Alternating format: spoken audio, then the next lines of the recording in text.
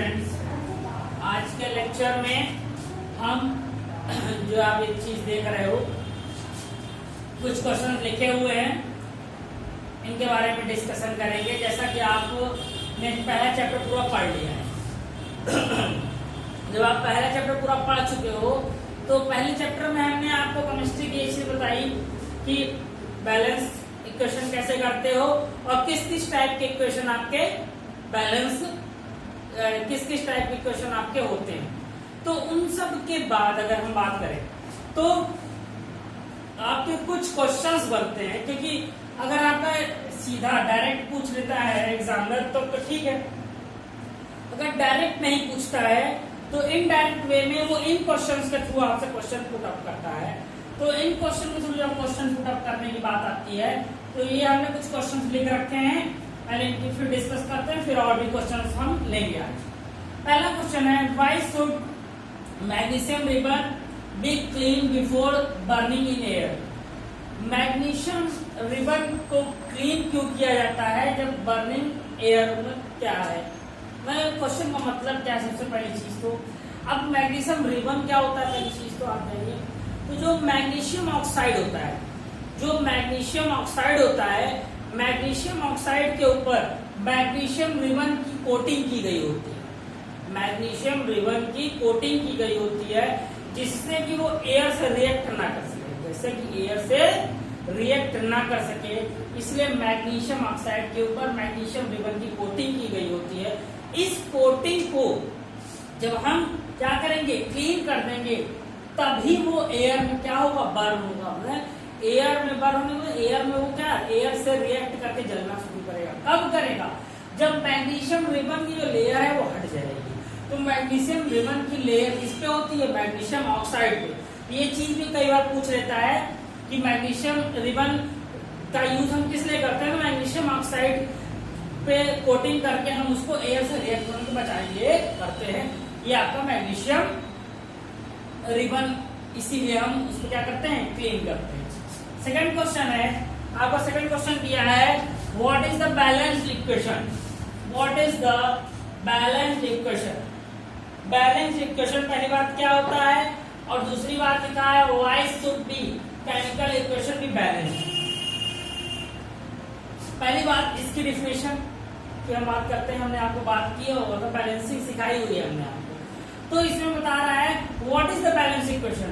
Balance equation क्या होता है, when reactant and product have a same number of elements and it's frequency.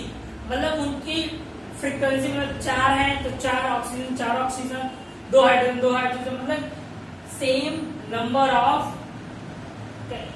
Number of elements with the same frequency in reactant and product, that type of equation called the chemical balance equation, वो आपका balance equation कहलाता है।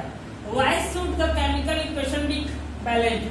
Chemical equation को balance करने की क्या जरूरत है, तो केमिकल इक्वेशन को बैलेंस करने की हमको ये जरूरत है क्योंकि लॉ ऑफ जो कंजर्वेशन ऑफ मास होता है, law of conservation of mass वो क्या कहता है, किसी भी चीज में इन केमिस्ट्री अगर बात करो 9th में आप पढ़ चुके हो, इन LHS लेफ्ट हैंड साइड में जितना भी आपका वेटेज होगा एलिमेंट्स का उतना ही राइट हैंड साइड में होना चाहिए। अगर नहीं है तो हम इससे law of conservation of mass जो है उसका क्या कर रहा है, वो डिसफॉलोड हो रहा है, और उस केस में अगर हम देखेंगे तो हमारा रिएक्शन गलत होगा, इसलिए हम उसको क्या करते हैं, बैलेंस करते हैं। थर्ड की बात कर रहे हैं, Why is respiration considered as a exothermic reaction? आपसे बोल रहा है जो रेस्पिरेशन होता है, जो रेस्पिरेशन होता है वो क्या होता है, एक्सोथर्मिक होता है।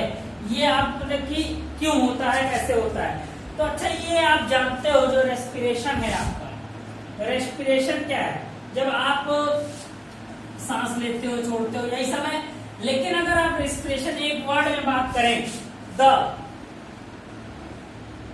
अगर आप रेस्पिरेशन एक वर्ड में बात करो तो ग्लूकोज को क्या करना, उसके फैक्टर्स फैक्टर्स में तोड़ना, उसके फैक्टर्स में ब्रेक डाउन करना, ग्लूकोज को उसके फैक्टर में ब्रेक डाउन करना क्या कहलाता है? आपका ग्लूकोज को उसके फैक्टर में ब्रेक डाउन करना ही आपका मतलब कि ग्लूकोज का फैक्टराइजेशन कहलाता है। तो ग्लूकोज की जो फैक्टराइजेशन हम करते हैं, ग्लूकोज का फैक्टराइजेशन करते हैं, तो वहां से हमको ये एक रिएक्शन मिलता है और इसमें देखिए एनर्जी निकल रही है। जब आप खाना खाते हो, बायोलॉजी में आपने पढ़ा होगा, आप जब खाना खाते हो या कुछ भी करते हो तो जो कुछ भी आपकी बॉडी में जाता है वो आपका बॉडी में हम जो यूज करते हैं उसको ग्लूकोज के रूप में यूज करते हैं। ग्लूकोज का फॉर्मूला ये है, इसके फॉर्मूले को रिएक्शन करा के हम उसको फैक्टराइज करते हैं, उसको फैक्टराइज करते हैं तो वहां से हमको एनर्जी मिलती है, तभी हम काम कर पाते हैं। तो जब एनर्जी मिल रही है, why is respiration considered as exothermic? Exothermic इसीलिए बोले क्योंकि रिएक्शन के बाद एनर्जी मिल रही है। What is difference between displacement and double displacement reaction? Displacement और डबल डिस्प्लेसमेंट रिएक्शन में क्या अंतर होता है? तो डिस्प्लेसमेंट रिएक्शन में हमने क्या बताया था आपको कि जो आपका एक एलिमेंट होता है जो मोर रिएक्टिव होगा वो लेस रिएक्टिव को डिस्प्लेस करेगा, मोर रिएक्टिव लेस जो आपका रिएक्टिव होगा उसको डिस्प्लेस करेगा। लेकिन जो डबल डिस्प्लेसमेंट होता है, जो डबल डिस्प्लेसमेंट होता है, डबल डिस्प्लेसमेंट का जो एलिमेंट होता है वो क्या होता है? वो आपस में एक दूसरे को रिएक्ट करके, एक दूसरे को क्लैश करके आप आपस में क्या करते हैं? वो इंटरचेंज करके रिएक्शन कर लेते हैं। डिस्प्लेसमेंट में सिर्फ और सिर्फ जो पावरफुल एलिमेंट है वो जो कम रिएक्टिव एलिमेंट है उसको डिस्प्लेस करेंगे। लेकिन डबल डिस्प्लेसमेंट में आपस में ये क्या करते हैं? इंटरेक्शन कर लेते हैं, इंटरचेंजिंग कर लेते हैं। Why do we apply the paint on the iron? ये आपको हम बता चुके हैं। क्या हम किसी भी आयरन पर पेंट क्यों करते हैं? आयरन पर पेंट कर देने से वो एयर से रिएक्ट नहीं कर पाएगा, और जब एयर से रिएक्ट नहीं कर पाएगा तो ऑक्साइड नहीं करेगा, ऑक्साइड नहीं करेगा तो कोरोजन से बचा सकते हैं। कोरोजन से बचाने का एक तरीका है, इसको आप इस तरीके से याद रख सकते हो। अगर कभी पूछते कोरोजन से बचाने के लिए क्या करेंगे? अप्लाई अ पेंटिंग, ठीक। Oil and fat containing food items are flushed with nitrogen and oil. ये क्वेश्चन बहुत इंपॉर्टेंट है, आपके सीबीएसई के इस बार के पेपर में ये क्वेश्चन आया हुआ है। इसमें क्या है? बोल रहा है oil and fat containing food items are flushed with the, जो ऑयल है या जो आपका क्या है फैट होता है, फैट कंटेनिंग फूड्स होते हैं, उनको नाइट्रोजन से हम क्यों क्या करते हैं? फ्लश करते हैं। फ्लश हम धुलने का मतलब क्यों करते हैं? तो होता क्या है, जो आपका ऑयल होता है या फैट की चीजें होती हैं वो एयर से रिएक्ट करके ऑक्साइड बनाते, मतलब क्या होती है? एयर से रिएक्ट करने के बाद जब वो बहुत ज्यादा रिएक्ट कर लेती हैं तो उनकी जो स्मेलिंग होती है वो खराब होने लगती है। वो मतलब कि स्पेलिंग खराब होने, फंगस लगने लगता है, स्मेलिंग खराब होने मतलब फंगस लगने लगता है उस पर। तो अगर हम उसको नाइट्रोजन से फ्लश करते हैं, नाइट्रोजन से फ्लश करते हैं तो हमको पता चलता है कि नाइट्रोजन फ्लश करने के बाद वो, क्योंकि नाइट्रोजन आपको ऑक्सीजन से रिएक्ट नहीं करेगा और जब ऑक्सीजन रिएक्शन रुक जाएगा तो वो हमारा फूड आइटम या ऑयल बहुत लंबे समय तक हम उसको कंटेन कर सकते हैं। तो गाइस ये 6 क्वेश्चन की बात हुई, और क्वेश्चन हम लेते हैं आपके सामने जो कि थोड़ा सा और आपके लिए इम्पोर्टेंट है। आपके सामने कुछ और क्वेश्चन हमने लिख दिए हैं, तो इन क्वेश्चंस की बात कर लेते हैं। पहला क्वेश्चन है, 7th क्वेश्चन है, why does the colour of copper sulphate solution change when an iron is dipped in it? बोल रहा है कॉपर सल्फेट सॉल्यूशन का कलर क्यों चेंज हो जाता है? तो इसको आयरन में डिप्ड किया जाता है। तो हमने आपको जो सीरीज बताई थी तो हमने आपको बताया था कि जो आयरन होता है वो क्या है? आयरन कॉपर से ज्यादा रिएक्टिव है, आयरन कॉपर से ज्यादा रिएक्टिव है, और जो ज्यादा रिएक्टिव होता है वो डिस्प्लेस कर देता है। ज्यादा रिएक्टिव होता है तो क्या कर देता है? वो डिस्प्लेस कर देता है। इसीलिए जब उसमें हम उसको डिप करते हैं, उसका क्या होता है, कलर चेंज होता है, कॉपर सल्फेट का कलर चेंज हो जाता है। इसी कारण से मतलब आपको क्वेश्चन कई बार डायरेक्ट नहीं पूछता, इस तरीके से पूछ लेता है तो आपको बताना पड़ेगा। ये भी डिस्प्लेसमेंट रिएक्शन का एग्जांपल है, लेकिन अगर आप इसको पढ़े हो तो आप इसको आंसर भी बता सकते हो, एग्जांपल भी बता सकते हो। लेड नाइट्रेट का फॉर्मूला ये होता है, lead nitrate on heating gives, lead nitrate heat करने पे क्या देता है।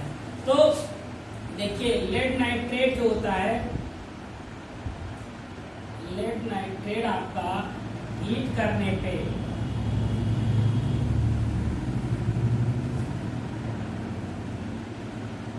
देखिए नाइट्रोजन ऑक्साइड दे रहा है, क्या दे रहा है, नाइट्रोजन ऑक्साइड दे रहा है। और यहाँ समझिए बैलेंस कर लीजिएगा,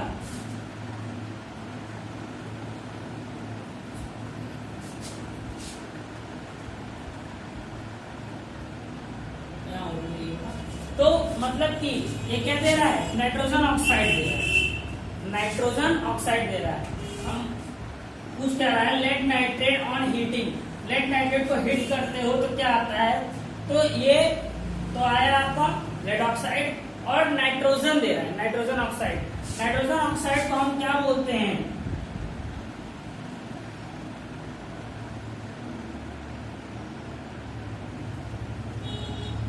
ब्राउन फॉर्म्स बोलते हैं, ब्राउन फॉर्म्स बोलते हैं।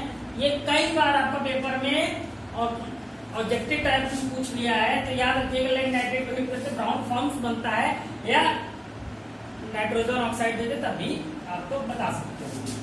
What happens when silver bromide is exposed to sunlight, silver bromide का फॉर्मूला ये होता है, इसको सनलाइट में रखिएगा तो क्या होगा, सिल्वर ब्रोमाइड को सनलाइट में अगर आप रखोगे तो क्या हो जाएगा, ब्रेक डाउन हो जाएगा, डिकम्पोजिशन रिएक्शन है, क्या है ये, इसको ब्रेक कर दे रहा है और इसको क्या बोलेंगे, photo electric decomposition reaction, photo electric decomposition reaction. क्यों, क्योंकि सनलाइट के प्रेजेंस में हो रहा है, क्या हो रहा है, सनलाइट के प्रेजेंस में हो रहा है।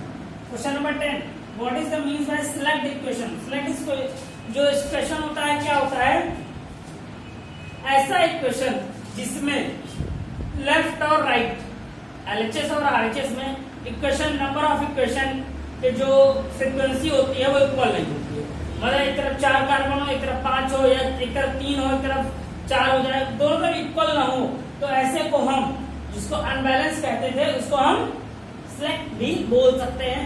देखिए इसमें क्या होता है ना, आपसे क्वेश्चन डायरेक्ट बोल देगा तो दिक्कत आएगी।